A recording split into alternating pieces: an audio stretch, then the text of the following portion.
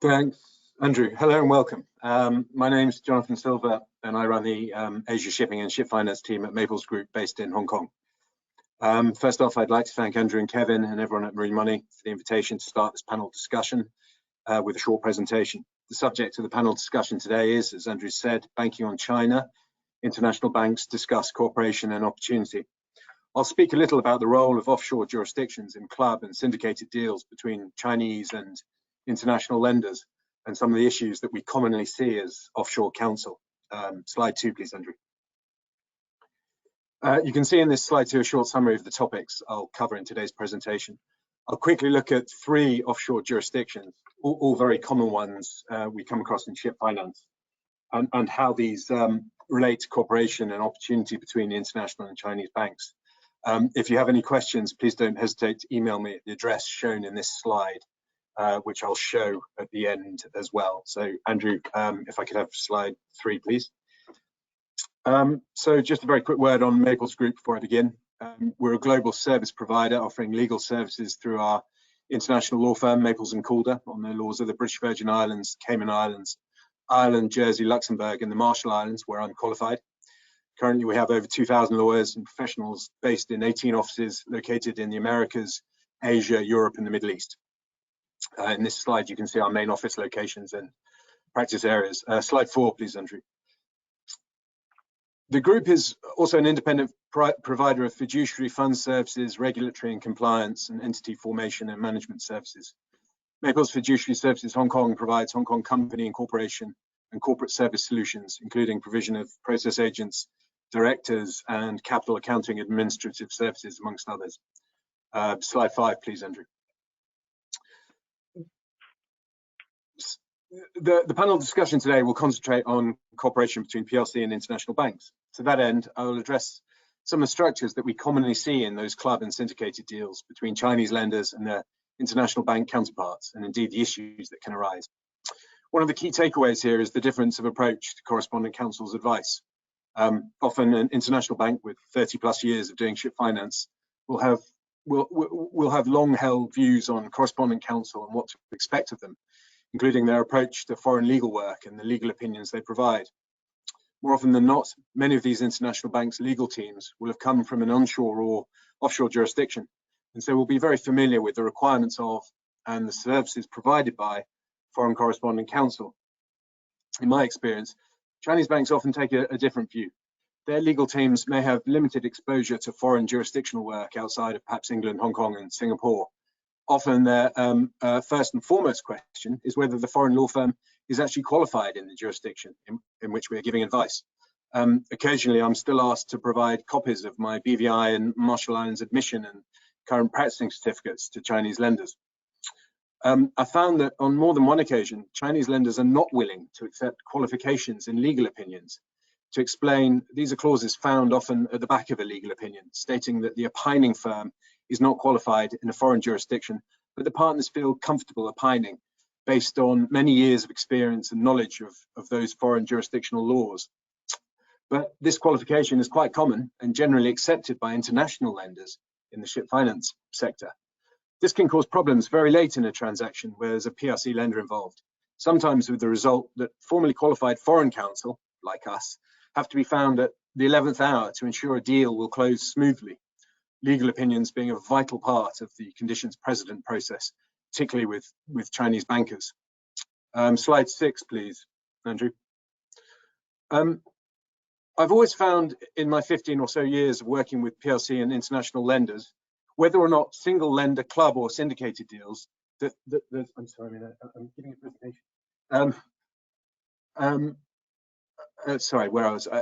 I'll go back. I think the problem lies with different approaches to lending, which the credit committees and indeed legal functions have within PLC banks when compared with international ship financiers. The approaches range from very similar to fundamentally different. The division is often more evident where governmental or policy banks are involved. Some Chinese banks require full due diligence to be done in the jurisdiction of incorporation of the borrower, the guarantor, and the security providers, whereas often all of this is taken for granted by the international banking community. Other Chinese banks require legal opinions both before the transaction is entered into, what we call pre-signing opinions, And then once the documents are signed, what we would call a post-signing opinion. All of this can strain the spirit of cooperation between the Chinese financier and the international financier on the same transaction. A knowledgeable and experienced foreign correspondent counsel can help lead counsel to ensure that everyone has what they want and when they need it. Slide 7, please, Andrew. Now, turning quickly to look at 3 of the foreign jurisdictions used in shipping finance transactions, hopefully to give you a better basic understanding of them. In the next few slides, I'll quickly look at the geographical coverage of 3 of these foreign jurisdictions in which we work and are admitted as lawyers. These are the Cayman Islands, British Virgin Islands, or BVI for short, and the Republic of the Marshall Islands, often shortened to just the Marshall Islands. Slide 8, please, Andrew.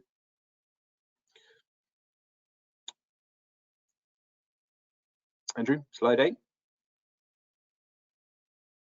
Here in this slide, you can see a map of the Caribbean. The BVI is a British overseas territory off to the east of Puerto Rico in an area known as the Eastern Caribbean. The Cayman Islands is an autonomous British overseas territory in the Western Caribbean Sea, not far from Jamaica. Slide 9, please, Andrew. In this slide, you can see a map of the Marshall Islands, which are about 5 hours by plane from Hawaii. You can see Hawaii in the top right-hand corner of this map. Slide 10, please, Andrew. This slide shows some statistics. I'll leave it up for a minute, but I won't speak to the slides. You'll see that Cayman and BVI are particularly important for funds.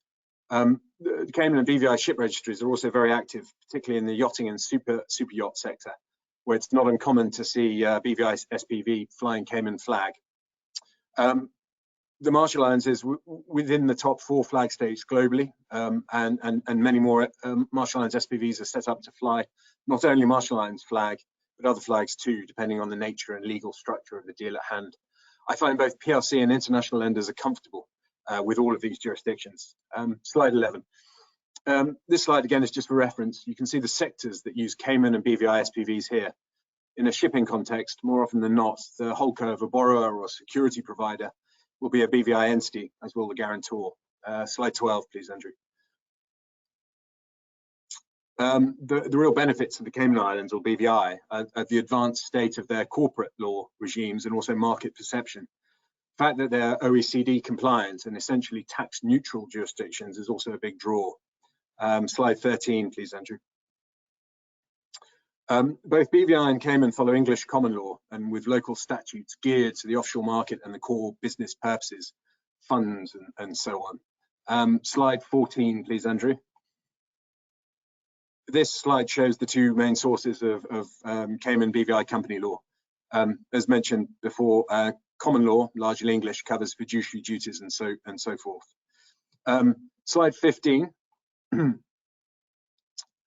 Slide 15.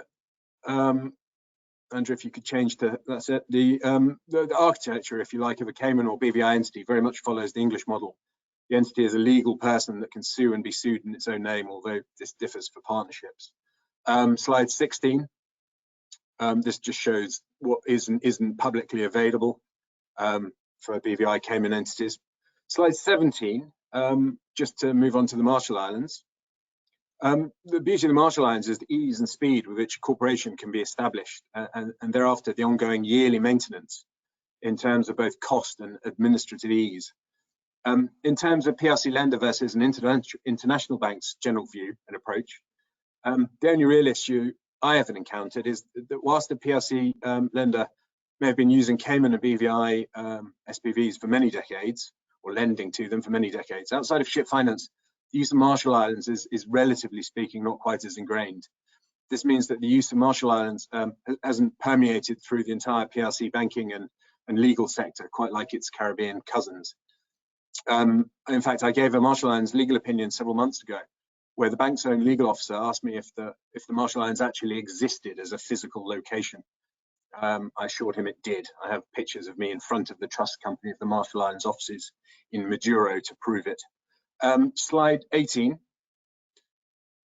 We very often see Marshall Islands corporations, LLCs, used as joint venture platforms, holdcos, or SPV owners of ships, for example, as a borrower or a guarantor under a loan agreement. This is standard and very much the accepted market approach and widely accepted by all lenders, whether PLC or international. Slide 19. The Marshall Islands follows Delaware law. The Business Corporations Act expressly states that Marshall Islands law is uniform with the laws of Delaware and other states of the USA. Slide 20. In this slide, we can see the four main sections of the Marshall Islands Business Associations law. The one most frequently seen and used is the BCA, Business Corporations Act, which governs Marshall Islands corporations. I won't address LLCs or partnerships here. Just to note, these are far more common structures in the Americas, but not Asia. In Asia, corporations, as I've mentioned, are the most commonly used. Slide 21. Slide 21 shows the various types of MI business entities that lenders will see. As I mentioned before, the corporation, the first one, is very common in Asia. Slide 22 shows the matrix of documents that can be obtained publicly. You'll see only articles of incorporation and certificates of good standing are publicly accessible, which means lenders very much rely on the cooperation of their customers to provide the corporate documents required for due diligence and comprehensive opinions. That's 10 minutes. We're short on time here, so I'll stop. Andrew, perhaps if you could just skip to the last but one slide. At the very end, I've just set out my contact details. That's it. Again, if you have any queries, please don't hesitate to contact me at the email address shown in this slide. So all that remains, many thanks to everyone for listening to this very short presentation. I apologize for the interruption earlier, and I hope the panel discussion goes well.